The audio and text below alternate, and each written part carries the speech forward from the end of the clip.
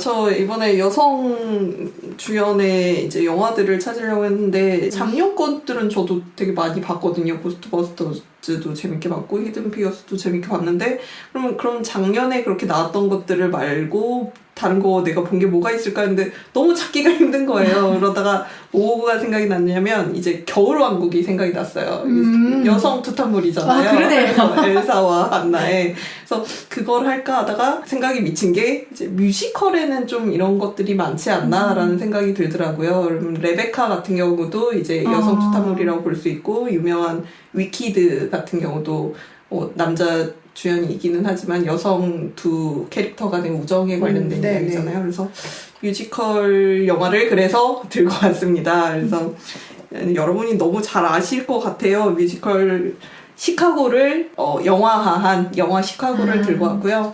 많은 분들이 이미 보신 영화가 아닐까 싶어서 그냥 저랑 이야기하면서 그런 장면들이 있었지 막 이러면서 좀 추억을 떠올리시면 좋을 것 같고 제가 안 봤으니. 어머, 시카고를 안 봤습니까? 세상에 듣겠습니다. 전혀 안 보셨어요. 네. 그럼 외적인 부분을 좀 먼저 설명을 하자면 이제 감독은 롬 마셜 감독이고요. 원래 뮤지컬 연출도 하고 안무도 했었다고 하시더라고요. 그래서 필모를 살펴봤더니 시카고 하시고 게이샤의 추억. 그래서 게이샤의 추억은 좀 많이 별론데 라고 해서 했다가 나인 뮤지컬 영화죠. 나인하고 모르시는구나. 캐러비안의 해적, 낯선 조류 했었던 제가 이 감독 거에서 시카고 이후로 유일하게 본 영화가 캐러비안 해적이었고요. 그리고 숲속으로라는 뮤지컬 영화 아십니까? 처음 들어요. 처음 들어요? 네. 같이 이런 호흡을 이끌어낼 수 없어. 우린 다른 세계에 살고 있나 봐. 그러네요. 오늘 왠지 낯설게 느껴지네요, 모두. 숲속으로는 인터넷에 되게 웃긴 디즈니 왕자들 배틀 뭐 이런 영상들 보신 적 없으세요? 저도 이 영화를 본 건 아닌데 원래는 연출가 손드하임의 뮤지컬이에요. 그래서 손드하임은 이제 스위니 토드라던가 아니면 제가 진짜 좋아하는 뮤지컬 어쌔신 연출자거든요. 근데 동화를 가져와서 그것들을 좀 어른들의 잔혹도가 이런 스타일 있잖아요. 그래서 그런 식으로 조금 변형한 뮤지컬을 영화한 거라고 알고 있는데 저도 보지는 않았는데 크리스 파인이 나오고요. 메릴 스트립이 나오는데 크리스 파인이 왕자 역인데 저도 그 동영상만 봤는데 왕자 두 명이 나와서 이제 공주들을 반드시 찾겠어 하면서 계곡에서 그런 진지한 그 디즈니풍으로 노래를 부르면서 서로를 계속 의식하면서 쟤보다 멋져 보여야 되는데 그래서 갑자기 난데없이 상의 탈의를 한다던가 그래서 하늘을 무릎을 꿇고 하늘을 향해서 막 멋진 장면으로 노래를 한다던가 그런 되게 웃긴 영상이 있어서 언제 한번 봐야지 하고 못 봤던 그 숲속으로가 이 감독의 작품이더라고요. 그래서 어쨌든 감독 정보는 그렇게 되고 이제 배우 이야기를 잠깐 하자면 여성 투탄물이니까 여성 캐릭터 두 명이 있는데 이제 르네 제리거가 주연으로 나오더라고요. 여성 주연으로 나오고 여성 조연으로 캐서린 제타 존스 배우가 나오고 그리고 남자 주연으로는 리차드 기어가 나옵니다. 그래서 이 영화로 아마 제가 부끄러운 이야기를 하나 고백을 하자면 저 올해까지 골든글러브랑 아카데미가 같은 상인 줄 알았어요. 이름이 다른데 왜요? 그러니까 그 어릴 때 들었던 것 중에 이제 아카데미 상에 여러 가지 이름이 있다라고 이렇게 들어가지고 오스카상이라고. 단 한 번도 그 두 개가 다른 상이라고 생각해 본 적이 없었던 거예요. 이번 이거 준비를 하면서 검색을 하는데 이 시카고로 르네 제리거가 골든글러브 여우주연상을 받았고 리차드 기어가 나무주연상을 받았어요. 그리고 아카데미상으로 캐서린 제타 존스가 여성 조연상을 받았습니다. 그래서 같은 상인데 왜 이렇게 따로 써놨지? 그래서 회차도 다른 거예요. 그래서 뭐지? 하고 검색을 해봤더니 완전히 다른 상이더라고요. 와, 이거를 안 했으면은 계속 저는 같은 상태로. 상으로 알고 있었겠죠?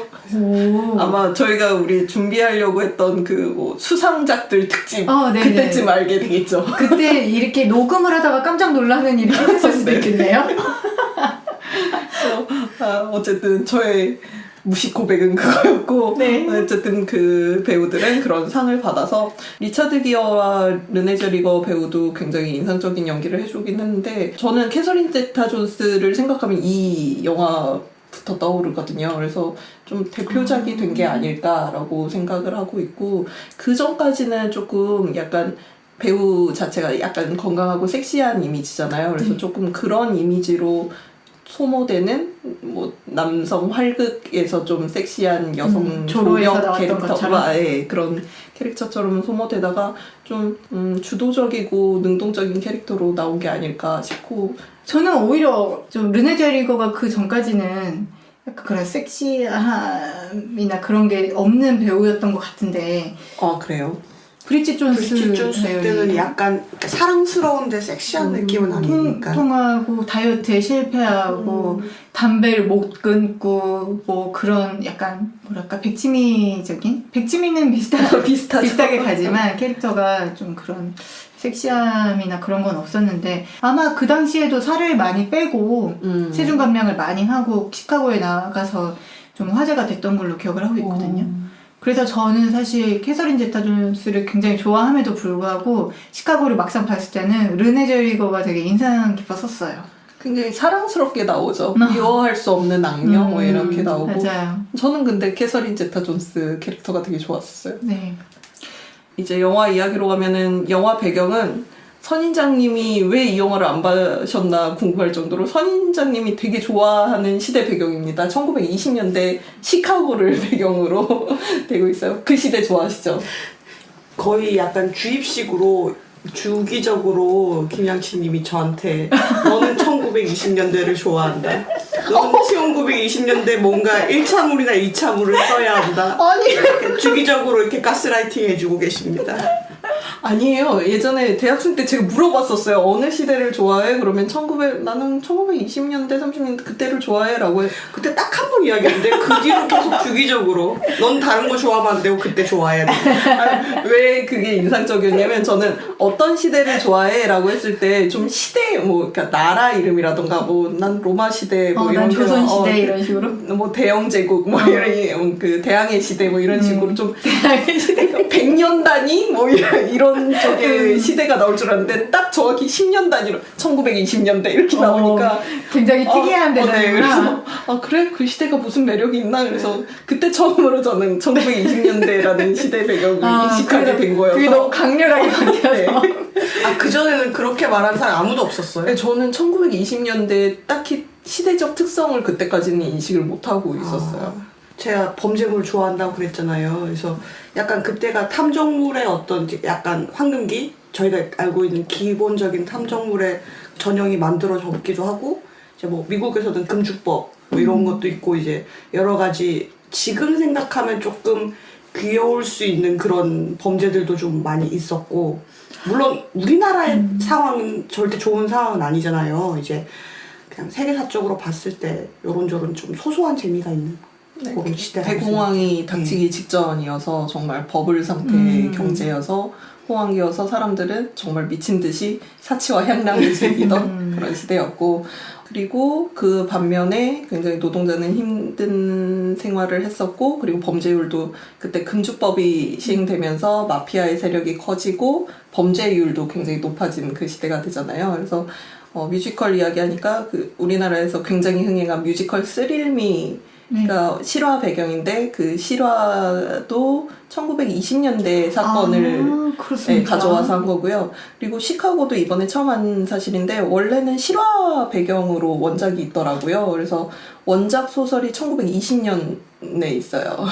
그래서 소설이 아니라 극본을 1920년대 어떤 기자가 실제로 살인을 하고 형을 집행받지 않은 그런 범죄들을 모아가지고 연극을 올렸었고, 그거를 70년대에 뮤지컬로 만들어서 브로드웨이에 올렸는데 그게 한번 리메이크 돼서 90년대 리메이크 작품이 뮤지컬로 나와서 올해 이제 한국에도 다시 뮤지컬이 올라가거든요. 그래서 현재 지금 올라가고 있는 그 뮤지컬 시카고는 1990년대 리메이크작이 계속 올라오고 있는 거고, 지금 소개해드릴 영화 시카고도 그 90년대 리메이크작을 그대로 가져왔다라고 생각을 해주시면 될 것 같아요. 원래는 연극이었군요. 네, 연극이었고 20년대 연극이었어요. 굉장히 오래된 연극이고 뮤지컬 시카고 말고 그 원작인 연극을 배경으로 록시아트라는 영화도 뭐 무성 영화 뭐 이렇게 있었다고 하더라고요. 굉장히 사연이 긴 작품입니다. 영화 시작은 이렇게 돼요. 이제 호텔인지 클럽인지 모르겠는데 쇼를 준비 중이에요. 이번에 조사하면서 새로 배운 단어인데 보드빌 쇼라고 하더라고요. 그래서 그 춤이라던가 뭐 고개라던가 노래라던가 클럽 가수들의 노래, 재즈 가수 뭐 이런 사람들의 노래라던가 이런 것들을 같이 올리는, 영국에서는 이제 버라이어티 쇼라고 하고 미국에서는 보드빌 쇼라고 하더라고요. 그래서 그 쇼 준비를 한창 진행 중인데 이제 스텝이 왜 켈리 자매들은 안 오는 거야? 막 하는 와중에 캐서린 제타 존스가 맡은 이제 벨마 켈리가 등장을 해요. 그래서 그럼 네 동생 어디 갔어? 그러니까 이번엔 나 혼자 할 거야 하고 혼자 대기실에 들어가죠. 근데 대기실에 들어가면서 이제 갑자기 피 묻은 손과 권총을 막 이렇게 닦습니다. 뭔가 사건이 일어난 걸 이미 일어났네. 네, 짐작할 수 있듯이. 그리고 태연스럽게 무대 의상으로 갈아입고 혼자서 동생과 하던 것을 이제 혼자서 이제 공연을 하는데 그게 바로 유명한 올댓 재즈 부분이죠. 전형적인 재즈풍의 그런 신나는 음악이고요. 그거를 보고 있던 이제 한 여성 캐릭터가 있는데 르네 제리거가 맡은 록시아트 캐릭터고요. 록시아트는 이제 그 벨마 켈리를 동경하면서 나도 저런 보드빌 스타가 돼야지라고 꿈꾸는 그런 여성인데 그 올댓 재즈 무대가 끝나고 벨마 켈리는 잡혀가죠. 동생을 죽인 거죠? 네. 그래서 잡혀가고 그 후에 얼마 있다가 르네 제리거가 맡은 록시아트도 원래는 록시아트는 정비공의 아내였는데 계속 그 보드빌 스타가 되겠다는 꿈이 있었다고 했잖아요. 근데 마침 어떤 남자가 나 그 스텝에 아는 사람들이 있어. 내가 저기 꽂아줄게 뭐 이런 식으로 록시아트를 꼬신 거예요. 그래서 오랫동안 불륜 관계를 지속하다가 남자가 이제 실증이 난 거죠. 그래서 나 사실은 뭐 스텝 전혀 몰라. 나 그냥 너랑 자려고 거짓말 한 거야 하면서 이제 만나지 말자고 이렇게 해서 분노에 찬 록시가 권총을 들고 그 남자를 쏴서 죽이고 결국 록시도 감옥에 갑니다. 그래서 록시아트가 벨마 켈리가 복역 중인 교도소에 같이 수감이 돼요. 그리고 벨마 켈리를 변호 중인 리처드 기어가 맡은 빌리 플린이라는 변호사를 알게 됩니다. 그래서 빌리 플린은 이제 한 번도 진 적이 없는 변호사로 나오고요. 굉장히 돈을 밝히는 속물로 나오죠. 그래서 돈만 갖다 준다면 어떤 죄든 자기가 무죄로 만들어주겠다 이런 인물인데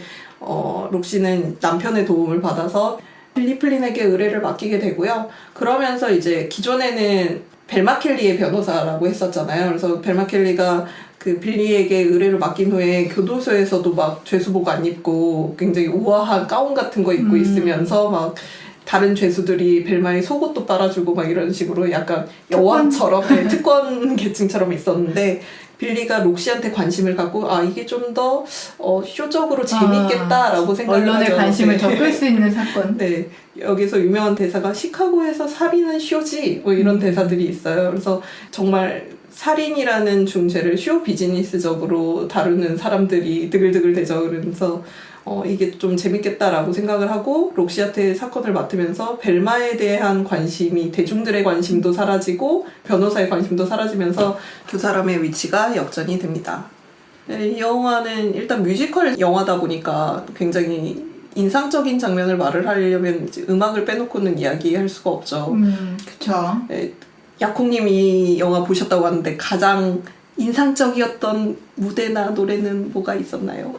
그 감옥 셀이라고 부르는 이제 그쵸. 새 창살이 있고 거기 뒤에서 여성 4명이 이렇게 실루엣만 보이면서 노래를 시작하는 게 있습니다.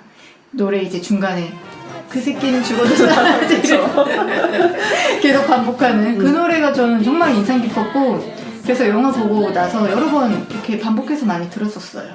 저도 좋아하는 노래여서 좀 개인적으로 화가 많은지 분노가 있습니까? 뮤지컬에서 처음 그 뮤지컬을 딱 한 번 봤을 때 저한테 가장 꽂힌 노래는 등장인물들이 분노에 차서 그 분노를 내지르는 노래를 전 좋아하거든요. 그래서 헤드윅 같은 경우도 지금 좋아하는 노래는 뭐 다른 노래로 바뀌긴 했는데 처음 보고 왔을 때는 헤드윅이 이제 자기가 이렇게 이런 몸이 되는 거라던가 사회에 대해서 분노를 표출하는 그런 앵그리 인치가 있어요. 그래서 그걸 제일 좋아했었고 시카고에서도 처음 봤을 때는 이 노래를 정말 좋아했었던 것 같아요. 생각이 났는데 예전에 김양치 님이 약간 그런 풍의 노래를 저한테 추천해달라고 했었어요. 그래서 아마 그 외국 여성 가수의 어떤 노래를 예를 들어서 캐리 클렉슨의 그 Because of You 노래를 그래서 약간 이런 식으로 여성의 분노가 담긴 너 때문이야 막 그런 이렇게 노래를 비난하는. 추천해달라 그래서 제가 아마 에일리 노래를 맞아요, 추천해줬을 거예요. 그래서 되게 듣고 만족스러워 하셨는데 지금 보니까 원래 약간 그런 노래가 좀 취향이시군요. 화가 많아서 화병. 네. 그런 노래를 들어주면 이제 화병이 안 날 수 있는. 그쵸. 네, 그래서 방금 그 노래는 셀블록 탱고라고 맞아요. 원제는 그렇게 돼 있고 우리나라에선 그놈은 죽어도 싸 이게 부제였나요? 아예 제목이 그렇게 붙었나요? 제목을 저는 그렇게 기억을 하고 있는데 네. 그냥 노래 가사에서 그렇게 들어가 있을 수도 있고 그 6명의 제소자들이 6명이었나? 어쨌든 여성 제소자들이 자기가 왜 살인을 할 수밖에 없었는지에 대해서 설명하는 노래고 거기에서 벨마 켈리도 처음으로 이제 여동생이 남편과 바람을 펴서 둘 다 죽였다라고 이렇게 해서 되게 이유가 다양하죠. 어떤 놈은 풍선껌 불지 말라 그랬는데 계속 신경에 거슬리게 했다고 죽인 사람도 있고 뭐 폭력적인 남편을 그냥 죽인 사람도 있고 헝가리 출신 이민자가 헝가리어로 계속 이렇게 이야기를 하면서 나는 낫길키다 무죄다라고 하는데 저희는 헝가리어를 몰라서 저는 이상하게 그 배우 한테 가장 이입이 되더라고요. 영어를 못하니까 내가 미국 가면은 저렇게 범죄에 휘말렸을 때 난 저렇게 한국어로 말해도 아무도 들어주지 할 수 않겠지. 있는 말은 암살길티밖에 없는 거야 영어로. 그 포일까지는 아니더라도 그 배우 그 여기 캐릭터가 결국엔 나중에 이제 교수형을 당하게 되잖아요. 그래서 굉장히 슬펐었습니다. 네. 그래서 어쨌든 그렇게 자기가 살인을 할 수밖에 없었던 이유를 말을 하면서 당신이 내 자리에 있었어도 당신도 똑같이 했을걸 막 이렇게 하는 노래가 있는데 굉장히 무대도 섹시하게 연출이 되어 있고요. 맞아요. 여성 제소자들이 남성 댄서들과 같이 춤을 추는데 이제 그 피가 솟구치는 장면을 붉은색 스카프로 이렇게 꺼내면서 이렇게 춤을 추는데 굉장히 관능적이고 섹시하면서 분노도 표출할 수 있는 되게 좋아하는 장면이에요. 모든 걸 갖췄군요. 네. 그리고 그 장면, 뭐, 올드 재즈야 너무 유명해서 그냥 평타로 좋아하는 장면이고, 셀블록 탱고도 좋아하고, 또 좀 인상적이었던 건 리차드 기어가 했었던 제목이 좀 길어서 한국어로 하자면, 우린 둘 다 같이 총에 손을 뻗었어요. 뭐 이런 노래가 있어요. 그래서, 제가 뮤지컬을 영화화했을 때 여성 배우들은 대체적으로 노래를 잘 하거든요. 근데 남성 배우들이 그 맘마미아에서도 약간 남성 배우들이 피어스 브로스넌도 그렇고 이제 러셀 크로우가 레미제라블에서도 그렇고 노래들이 좀 부족한데 노래를 좀 잘하는 배우들을 써줬으면 하는 바람이 있는데 여기서 리차드 기어도 그렇게 못한 건 아닌데 그렇게 잘하지는 않다라는 뭔가 아쉬움이 남네요. 있어요. 네. 그래도 굉장히 인상적이었던 장면이었는데 록시의 변호를 맡게 된 후에 이제 빌리 플린이 언론 플레이를 하면서 정말 자기가 모든 거를 주도하에 이 캐릭터를 설정하고 뭐 대사를 주고 이렇게 전달하는 장면을 록시 아트를 이제 꼭두각시화해서 그 복화술사처럼 말한다는 설정으로 해가지고 여성 배우는 정말 입을 뻐끗뻐끗하고 빌리 플린이 계속 노래를 부르는 그런 장면인데 그 장면도 굉장히 인상적인 장면이었던 것 같아요. 그러니까 그 영화 자체가 그런 어떤 장면을 굉장히 연출을 정말 잘한 것 같아요. 그쵸. 네. 뮤지컬보다 저는 사실 영화를 좀 더 좋아해요. 뮤지컬도 보셨어요? 다 보지는 않고 워낙 인터넷이 발달돼서 장면을 봤는데 뮤지컬을 영화화했을 때 가장 잘 만든 작품이 아닐까라고 생각이 들어요. 그러니까 뮤지컬의 쇼적인 장면과 영화적으로 그냥 현실 세계에서 이어지는 서사적인 부분하고 뮤지컬의 쇼적인 부분을 정말 절묘하게 잘 섞어가지고 화려하면서도 그러면서도 서사적인 건 놓치지 않고 네, 영화의 완성도가 굉장히 높죠. 그러니까 그렇게 상도 받고 오스카도 받고 네. 골든글로브 받고 네. 두 종류의 상을 받았고요. 알겠습니다. 실제로 아카데미의 작품상, 최고 작품상도 수상을 했고요. 당연히 음향, 노래, 뭐 무대 이런 의상도 되게 화려하게 잘 뽑았잖아요. 맞아요. 그래서 그런 상들을 받은 걸로 알고 있어요. 이 영화를 예전에 처음 봤을 때는 저는 약간 블랙 코미디를 그렇게 좋아하는 편은 아니거든요. 그래서 저는 착한 사람들이 좋아요. 착한 사람들이 잘 되는 게 좋은데 처음 봤을 땐 너무 불편한 거예요. 그래서 록시아트도 불륜을 저질렀고 그리고 막 사람을 죽이고 근데 그 사람들이 어쨌든 사람을 죽인 건 사실인데 결국엔 무죄로 풀려나잖아요. 그래서 무죄로 풀려나고 조금 안 되는가 싶다가도 나중에는 결국 둘 다 잘 돼. 맞아요. 그래가지고 그 장면을 잠깐 설명하면 둘 다 이제 무죄를 받습니다. 근데 록시아트도 정말 자기도 기지를 발휘해서 뭐 임신했다고 거짓말하고 막 이러면서 무죄를 받고 무죄를 선고받는 순간 정말 온 언론의 관심이 그 여자가 유죄를 받을 것인지 무죄를 받을 것인지 이렇게 쏠려 있고 재밌는 장면이 그 트럭 위에 한 신문 판매원이 있어요. 그러면 두 종류의 신문 뭉치가 있는 거예요. 길티, 낫길티 이렇게 해가지고 이렇게 대기 중에다가 탑에서 어떤 소년이 이제 뭐 수건 같은 거 흔들어주면 낫길티 해가지고 무죄다라고 해서 신문을 막 뿌리는데 그 신문을 뿌림과 동시에 아 록시아트가 무죄래요 신문 사세요 하는 동시에 총성이 울리죠.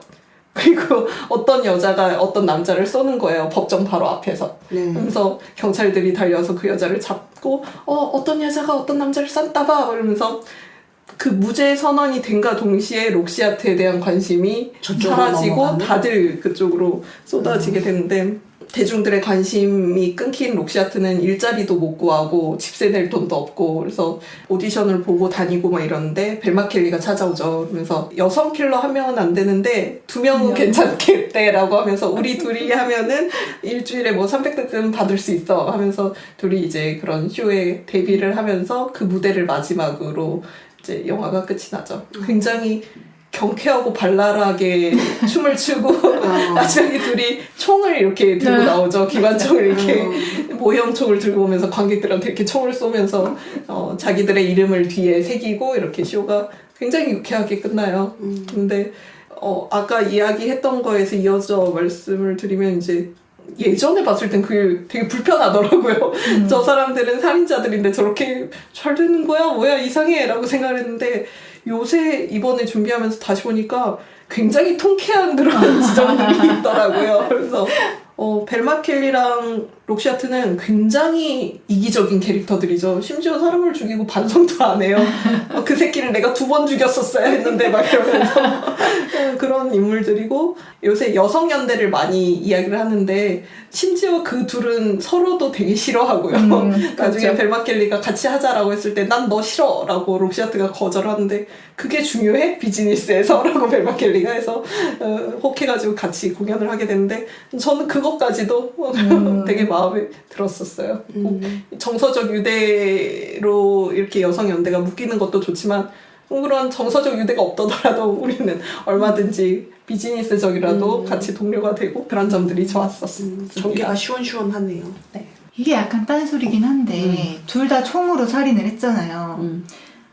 만약에 그들이 총이 없었어도 살인을 할 수 있었을까요? 하는 그런 생각이 약간 들어요. 저는 이번에 보면서 그 생각을 했는데 우리나라에서 여성 살인자와 남성 살인자가 있었을 때 여성 살인자 형량이 높게 나오거든요. 그 이유가 남성은 우발적으로 죽일 수 있는데 여성이 만약에 남성을 죽이려면 그거는 계획범죄? 우발적으로 죽이기엔 체력적인 한계가 있으니까 계획범죄고 의도가 들어간 범죄는 좀 형량을 높이 받는다고 들었었어요. 근데 그때 르네 제리거가 이렇게 장롱 속에서 총을 꺼내서 그 자기 정보를 죽이는 순간 저거는 우발적으로 가능하니까 가중처벌은 되지 않겠다라는 생각이 드는 거예요. 알범을 좀 낮게 받을 수 있겠구만 이런 생각이. 그러니까 남자와 여자가 똑같이 형량을 받겠다라는 생각이 들더라고요. 그 극 중에서 둘이 케미가 뭐랄까? 그러니까 사이가 좋은 건 아니지만 그래도 케미가 좀 잘 맞나요? 그게 좀 아쉬웠어요, 저는. 아쉬웠어요. 네, 캐서린 제타 존스랑 르네 제리거가 그렇게 배우적으로 케미가 좋지는 않더라고요. 그리고 둘이 나중에 마지막으로 무대를 하는데 키 차이가 조금 나잖아요. 네. 그러면서 둘이 같이 댄스를 하는데 뭔가 그런 앙상블적인 그런 것도 조금 아쉬웠고 얼마든지 사이가 안 좋고 증오할 수 있는 캐릭터임에도 좀 케미가 돋을 수 있는데 이상하게 두 배우는 그렇게 케미가 돋진 않더라고요. 각각의 연기가 굉장히 좋았지만 네, 맞아요. 배우 사이의 그런 케미가 좀 그랬군요. 오히려 리차드 기어가 맡은 빌리 플린하고 록시아트가 조금 전혀 그런 성적인 긴장감이나 그런 게 없었음에도 불구하고 그쪽은 조금 케미가 있었고요. 그리고 캐서린 제타 존슨 차라리 마마라고 그 여성 교도소장이 있어요. 네. 소장은 아니고 교도관? 교도관이 있는데 처음에는 벨마 켈리 줄이었죠. 그래서 벨마 켈리를 뭐 변호사하고도 연결시켜주고 무슨 호텔 쇼 담당하고 연결해주면서 그 가운데서 이렇게 돈을 좀 받아가는 그런 간수장인데 그 둘이서 이제 록시 하트의 변호 부분을 라디오로 들으면서 서로 대화하는 부분인데 그쪽은 차라리 쿵짝이 맞고 케미도 돋고 그런 것들이 있는데 그 두 배우는 좀 없더라고요. 그것도 신기하네요. 네. 요즘에 보면 약간 뭔가가 성공하는 거는 우리나라 지금 요새 예능 같은 걸 보면서도 느끼는데 결국 출연자들의 케미가 다 한다는 생각이 좀 많이 들거든요. 관계성이 굉장히 중요하죠.